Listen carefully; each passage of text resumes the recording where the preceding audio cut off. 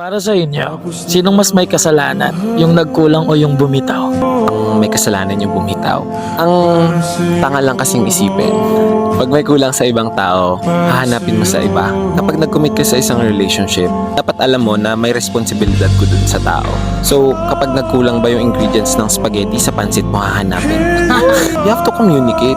Kasi nga, again, kaya nga kayo partners para punuin nyo yung kulang ng isa't isa. At hindi ako naniniwala na isang tao lang yung kulang.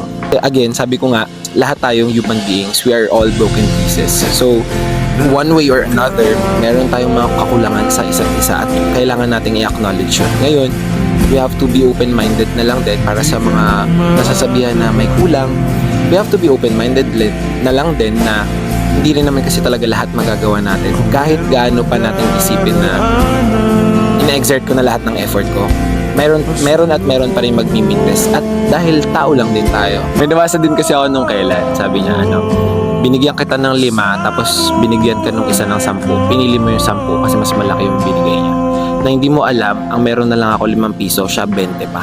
So, etong isa, binigay niya na lahat doon. Binigay niya na lahat. Etong isa naman, hindi pa. Mayroon pa may kasi sobra marami siya. pa. Oo. So, ganun.